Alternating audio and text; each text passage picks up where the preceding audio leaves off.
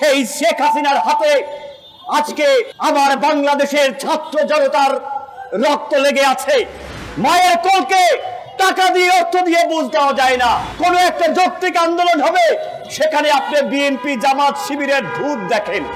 আজকে একজন মুক্তিযোদ্ধার সন্তান হিসেবে বলতে চাই যে আপনি মুক্তিযুদ্ধের চেতনাকে আজকে সাধারণ ছাত্রদের ছাত্রীর মুখোমুখি দাঁড় করিয়ে দিয়েছেন, এবং সেটার জন্য দায় এই সরকারকে নিতে হবে। সেই স্বৈরাচারের তালিকায় আজকে শেখ হাসিনা নিজের নাম নিজে লিখে গেছেন। ছাত্রদের রক্ত দিয়ে তিনি নিজের নাম লিখে গেছেন স্বৈরাচার। যারা মৃত্যুবরণ করেছে তাদের পূর্ণাঙ্গ তালিকা করতে হবে, যারা আহত হয়েছেন তাদের পূর্ণাঙ্গ তালিকা করে তাদেরকে সুচিকিৎসা ব্যবস্থা করতে হবে, যারা হত্যা করেছেন তাদেরকে হত্যা মামলা এনে তাদেরকে আসামি করে বিচার করতে হবে। সামনে আরো বড় লড়াই আছে, সেই বড় লড়াইয়ের জন্য প্রস্তুত হন। 1971 সালের মহান মুক্তিযুদ্ধে 56,000 বর্গ মাইলে রক্ত লেগেছিল। 30 লক্ষ মানুষের জীবনের বিনিময়, 2 লক্ষ মা বোনের সম্মানের বিনিময় এই স্বাধীন রাষ্ট্র নির্মাণ হয়েছিল। সেই স্বাধীন রাষ্ট্রে আজকে তথাকথিত স্বাধীনতার সপক্ষের দাবিদার যে নিজেকে মুক্তিযুদ্ধের একমাত্র সোল এজেন্সি মনে করেন, সেই শেখ হাসিনার হাতে আজকে আমার বাংলাদেশের ছাত্র জনতার রক্ত লেগে আছে।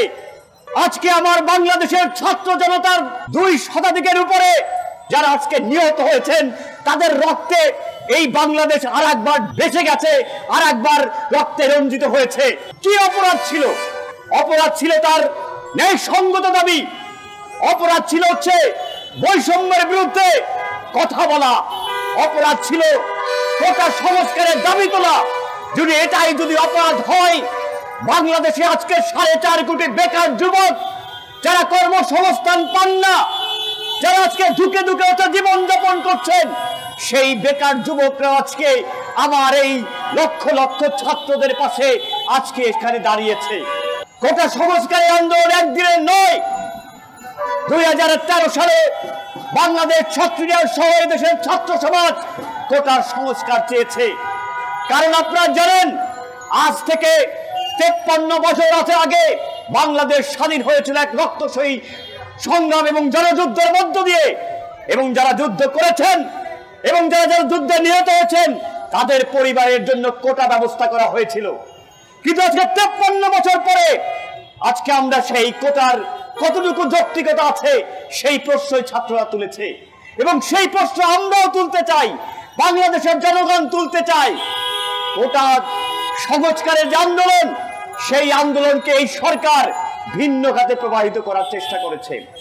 আন্দোলনকে দীর্ঘতর, ছাত্রদেরকে বৃদ্ধাঙ্গুল দেখে ছাত্রদের দাবি মানা হয়নি, এবং এই সরকারের প্রধানমন্ত্রী, এই সরকারের স্বরাষ্ট্রমন্ত্রী, এই সরকারের বিভিন্ন পর্যায়ে মন্ত্রীরা যারা যে দাম্ভিক্যের সাথে এই আন্দোলনকে ঘোষণা দিয়েছে, উস্কে দিয়েছে, তাদের কারণে আজকে ছাত্র জনতা রাস্তায় নামতে বাধ্য হয়েছে। সেই ছাত্র জনতার উপরে পাখির মতো গুলি করে আপনি হত্যা করেছেন। আপনি কথায় কথায় আপনার বাবা মা, আপনার পরিবারের কথা টেনে জাতির উদ্দেশ্যে বারবার আপনি আবেগঘন একটা পরিবেশ তৈরি করতে চেয়েছেন। কিন্তু আজকে যে ছাত্ররা মারা গেছে, যে রিজভী মারা গেছে, ছাত্র ইউনিয়নের নেতা যে আবু সাইদ মারা গেছে, তার পরিবারের কাছে আপনি কি জবাব দেবেন? ক্ষতিপূরণ দেবেন? কেবলমাত্র ক্ষতিপূরণ দিয়েই মায়ের কোলকে কখনো হচ্ছে আজকে বুঝ দেওয়া যায় না। মায়ের কোলকে টাকা দিয়ে অর্থ দিয়ে বুঝ দেওয়া যায় না। যে সন্তান আজকে নিহত হয়েছেন, যার রক্তে রঞ্জিত হয়েছে ঢাকার রাজপথ, আর আপনি সেই রাজপথে দাঁড়িয়ে আপনি আজকে জুজু দেখাচ্ছেন। এই জুজু আপনি আজকে 16 বছর দেখিয়ে আসছেন। কোন একটা যৌক্তিক আন্দোলন হবে, সেখানে আপনি বিএনপি জামাত শিবিরের ধূপ দেখেন, বিএনপি জামাত শিবিরের জুজু দেখেন। তাহলে আপনার গোয়েন্দা সংস্থা, আপনার অন্যান্য সংস্থাগুলো আছে, তারা কি করেছে? তারা আঙুল চুষেছিল যে হ্যাঁ, তাদের কাছে যে রিপোর্ট ছিল সেই রিপোর্ট দেওয়ার পরে হচ্ছে কেন হচ্ছে বিএনপি জামাতকে আপনারা আইসোলেট করতে পারেননি?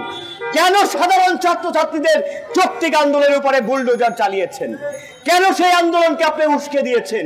উস্কে দিয়ে সেই আন্দোলনকে দমন নীতি করার দমন ভাবে হচ্ছে আজকে আপনি বাংলাদেশের রাজপথকে আজকে রক্তরঞ্জিত করেছেন। সংগ্রামী বন্ধুগণ, আজকে মুক্তিযুদ্ধ আমার চেতনা, আমার মহান মুক্তিযুদ্ধ হচ্ছে আমার গৌরবের। আর সেই মুক্তিযুদ্ধকে এই শেখ হাসিনার সরকার প্রশ্নবিদ্ধ করেছে। আজকে একজন মুক্তিযোদ্ধার সন্তান হিসেবে বলতে চাই যে আপনি মুক্তিযুদ্ধের চেতনাকে আজকে সাধারণ ছাত্রদের ছাত্রীর মুখোমুখি দাঁড় করিয়ে দিয়েছেন এবং সেটার জন্য দায় এই সরকারকে নিতে হবে। আর আপনি বলছেন জামাত শিবিরের যুদ্ধের কথা। আরে জামাত শিবির যুদ্ধের ফায়দা নিবেই, মার্কিন যুক্তরাষ্ট্র তো ফায়দা নিবেই, সেটাকে আপনার জানার কথা ছিল না? তাহলে কেন আপনার সেই ফায়দা না নিতে পারে সেইটাকে আপনি বন্ধ না করে ছাত্রদের উপরে গুলি চালিয়েছেন?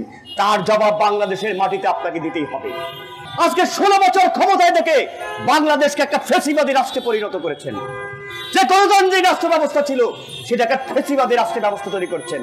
আর আমরা বলি কথায় কথায় যে স্বৈরাচারের সাথে কথা, আমরা কথায় কথায় বলি স্বৈরাচার খালেদা জিয়ার কথা। আজকে নতুন করে প্রমাণ করলেন সেই স্বৈরাচারের তালিকায় আজকে শেখ হাসিনা নিজের নাম নিজে লিখে গেছেন। ছাত্রদের রক্ত দিয়ে তিনি নিজের নাম লিখে গেছেন স্বৈরাচার। সংগ্রামী বন্ধুগণ, আজকের এই আন্দোলন তো একদিনের নয়, মানুষের ক্ষোভ তো একদিনের নয়। 16 বছর যাবৎ আপনার এই গুন্ডা লীগ, আপনার এই পান্ডা লীগ, তারা বাংলাদেশের মানুষকে নিপীড়ন করছে, নির্যাতন করছে, লুটপাট করেছে, সাধারণ মানুষের কণ্ঠরোধ করেছিল। মানুষ আজকে ফুঁসে উঠেছে। কেন ফুঁসে উঠেছে? মানুষ ফুটে উঠেছে এই কারণেই যে দীর্ঘদিন থেকে আপনার এই বাহিনীগুলো যেভাবে নির্যাতন চালিয়েছে তার জবাব মানুষ দিতে চেয়েছে। আজকে আপনি হেলমেট দিয়ে চাপাতি দিয়ে আপনি আপনার বাহিনীকে নামিয়ে দিয়েছেন। আপনার কি লজ্জা হয় না? 2018 সালে স্কুল পড়ুয়া ছাত্ররা নিরাপদ সড়কের আন্দোলন করেছিল, তখনও আপনি হেলমেট বাহিনীকে নামিয়ে দিয়েছেন। কই, আপনাকে তো 24-25 তারিখে হেলমেট বাহিনী তো রক্ষা করতে পারে নাই। হেলমেট বাহিনী পালিয়ে গেছে। হেলমেট বাহিনী পালিয়ে যখন যায় তখন আপনার এই লাইসেন্সধারী অস্ত্র, জনগণের ট্যাক্সের টাকায় যে অস্ত্র কেনা হয়, যে পুলিশের সেই লাইসেন্সধারী অস্ত্র দিয়ে হচ্ছে আপনি নামিয়ে দিয়েছেন জনতার বিরুদ্ধে গুলি চালানোর জন্য।